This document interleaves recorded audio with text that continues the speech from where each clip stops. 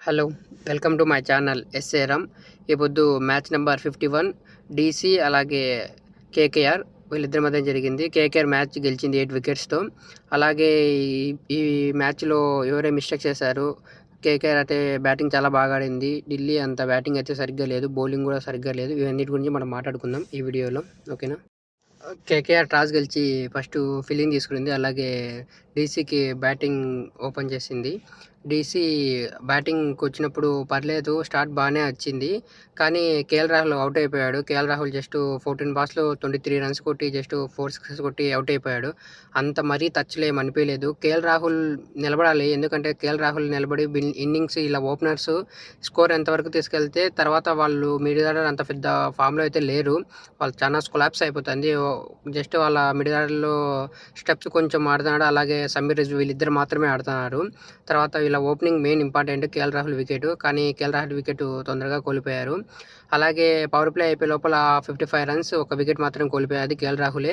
బాగానే స్టార్ట్ చేశారు. దాని తర్వాత ఏమైందో తెలీదు.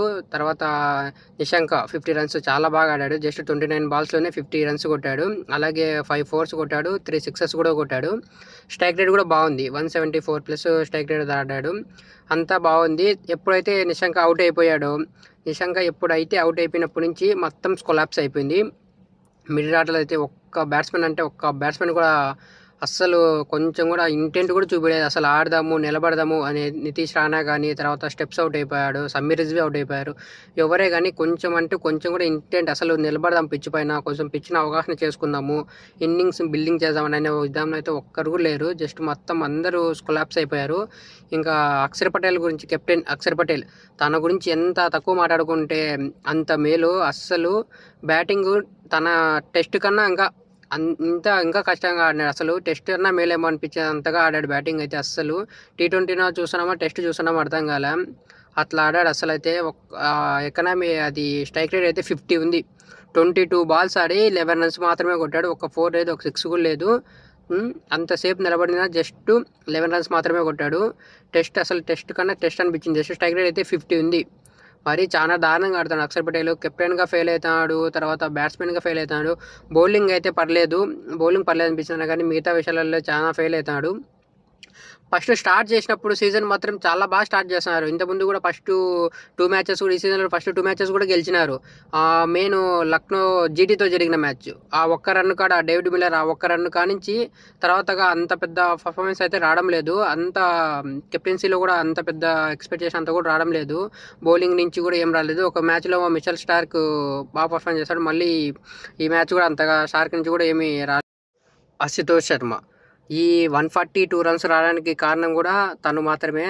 తను ఒక స్లోగా అయినా ఒక ఇన్నింగ్స్ ఆడడం వల్లనే ఈ రన్స్ అయినా వచ్చినాయి. జస్ట్ 28 బాల్స్ ఆడి 39 రన్స్ కొట్టాడు. 3 సిక్స్లు 3 ఫోర్లు ఉన్నాయి. Strike rate 140.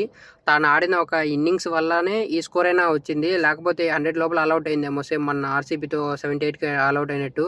మళ్ళీ తనగా నిలబడకుంటే మళ్ళీ 100 లోపల ఆల్అవుట్ అయిందేమో. ఢిల్లీ గ్రౌండ్లో అసలు ఢిల్లీ పర్ఫార్మెన్స్ అసలు సరిగ్గానే లేదు. 3-4 మ్యాచెస్గా ఆడిన ప్రతి మ్యాచ్ ఓడిపోతుంది. అసలు కొడితే హై స్కోర్ కొట్టినా కానీ ఓడిపోతుంది, లో స్కోర్ కొట్టినా ఓడిపోతుంది. అసలు ఢిల్లీ బ్యాటింగ్, బౌలింగ్ మొత్తం అంతా కొలాప్స్ అయిపోయింది. అసలు ఏం ఆడుతుందో వాళ్ళకు కూడా అర్థం కావడం లేదు. కెప్టెన్సీ కూడా అంత పర్ఫెక్ట్గా అయితే లేదు. అలాగే ఇక్కడ నుంచి వాళ్ళు గెలిచే అవకాశాలు అయితే లేవు. ప్లేఆఫ్స్కి క్వాలిఫై కాలేరు. ఇంకా జస్ట్ 3 మ్యాచెస్ ఉన్నాయి. 3 మ్యాచెస్ గెలిచినా కానీ 14-15 పాయింట్స్లో కాలేరు. ఇప్పుడు 8 పాయింట్స్ ఉన్నాయి. ఆ 3 మ్యాచెస్ గెలిస్తే 6 పాయింట్స్ వస్తాయి. 14 పాయింట్లతో అయితే అసలు కాలేరు. ఎందుకంటే ఇప్పుడు పాయింట్ టేబుల్స్లో 2లో ఉండే దాంట్లో సన్ రైజర్స్ హైదరాబాద్ 14 పాయింట్స్లో ఉంది. అలాగే పంజాబ్ 13 పాయింట్స్లో ఉంది. కాబట్టి క్వాలిఫై దానికైతే చాలా కష్టం. ఇంక అసలు అవ్వలేరు. దీనికి ఏ డౌట్ లేదు. అస్సాం ట్రైన్ ఎక్కినట్టే ఫస్ట్ నాకు తెలిసి. మిగతా టీంల కన్నా కొంచెం ఛాన్స్ ఉందేమో. ఈ మ్యాచ్లో కేకేఆర్ బౌలర్స్ అందరూ చాలా బాగా వేశారు.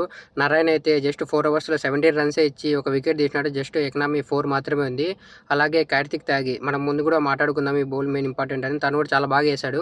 4 ఓవర్స్లో జస్ట్ 25 రన్స్ ఇచ్చి 2 వికెట్స్ ఇస్తాడు. కేఎల్ రాహుల్ వికెట్ కూడా తనే తీసింది మెయిన్ ఇంపార్టెంట్ టైంలో. దాని తర్వాత అలాగే వరుణ్ చక్రవర్తి బాగా వేశాడు, కానీ 4 ఓవర్స్ 28 రన్స్, ఒక్క వికెట్ కూడా రాలేదు.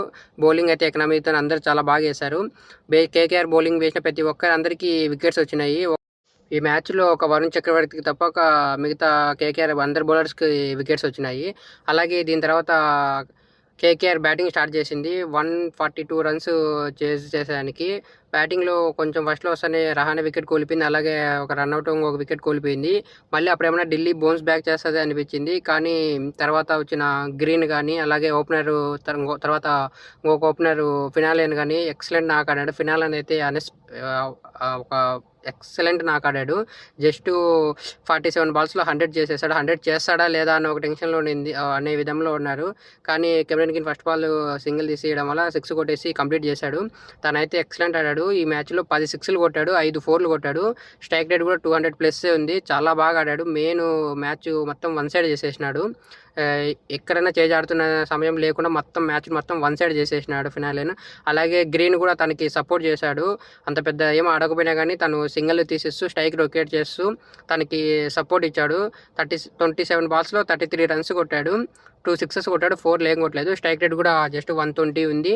కానీ ఆ టైంలో తనకు కావాల్సింది మాత్రం తను అందించాడు. ఎందుకంటే పెద్ద స్కోర్ లేదు కాబట్టి.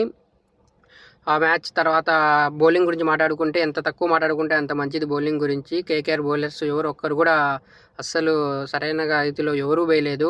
ఎంగిడి మాత్రం జస్ట్ 2 ఓవర్స్ వేసి 7 రన్స్ ఇచ్చాడు అంతే. వికెట్ అయితే లేదు. తర్వాత మిచెల్ స్టార్క్ 3 ఓవర్లు వేసి 30 రన్స్ ఇచ్చాడు. తనకు కూడా వికెట్ ఒకటి కూడా లేదు. అక్షర్ పటేల్ 4 ఓవర్లు వేసి 27 రన్స్, ఒక వికెట్ ఏమో తీశాడు.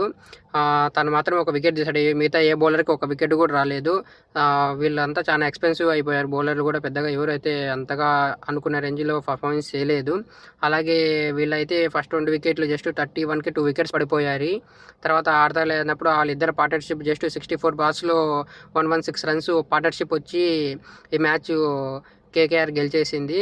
ఇంకా జస్ట్ 34 బాల్స్ మిగిలిచ్చి గెలిచారు. ఇంకా జస్ట్ 14.2 బాల్స్‌కి మ్యాచ్ ఓవర్ అయిపోయింది. ఇంకా 5 ఓవర్స్ పైన మిగిలిచ్చి ఈ మ్యాచ్ కేకేఆర్ గెలిచారు. అందులో ఈ మ్యాచ్ కేకేఆర్ గెలిచడం వల్ల వాళ్ళకి ప్లస్ ఏంటంటే వీళ్ళు పాయింట్ టేబుల్ 7లో ఉన్నారు ఇప్పుడు. వీళ్ళకి ఇంకా ఛాన్సెస్ అలైవ్‌గా ఉన్నాయి. ఒకవేళ మిగతా మ్యాచ్లు అన్నీ గెలిస్తే ప్లే ఆఫ్స్‌కి వెళ్ళే ఛాన్సెస్ ఇంకా ఉన్నాయి. మిగతా మ్యాచ్లు 4 మ్యాచ్లు ఉన్నాయి. 4 మ్యాచ్లు గెలిస్తే 8 పాయింట్స్ వస్తాయి. ఇప్పుడు వీళ్ళకు 9 పాయింట్స్ ఉన్నాయి. 17 పాయింట్స్‌తో పోయేదానికి ఛాన్సెస్ ఉంటాయి. చూడాలా. కానీ మిగతా మ్యాచ్లు అన్నీ గెలిచాలా వీళ్ళు ఆడే తర్వాత మ్యాచ్లు.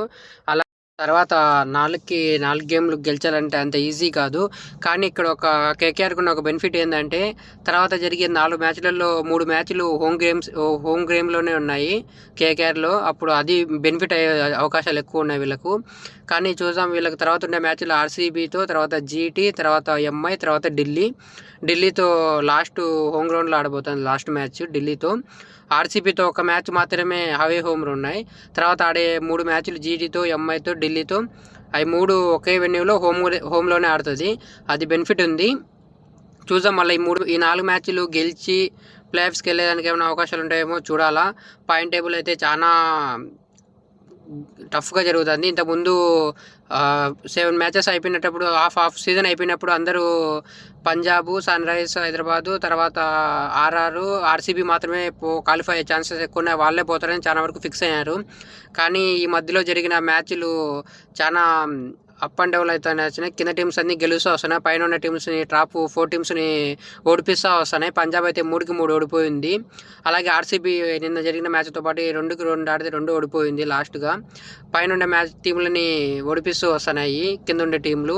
చూద్దాం మళ్ళీ ఇప్పటికీ ఇంకా ఛాన్సెస్ అయితే ఉన్నాయి కేకేఆర్‌కి. మళ్ళీ రాబోయే మ్యాచ్లు గెలిచి ఆ ఛాన్సెస్ని ఇంకా మెరుగు చేసుకుంటారో లేదో చూద్దాం. అలాగే మన వీడియోని మీరు ఇంతవరకు చూస్తున్నట్టుంటే ఒక లైక్ చేయండి, కామెంట్ చేయండి, మన ఛానల్ని సబ్స్క్రైబ్ చేసుకోండి. ఓకేనా? Thank you.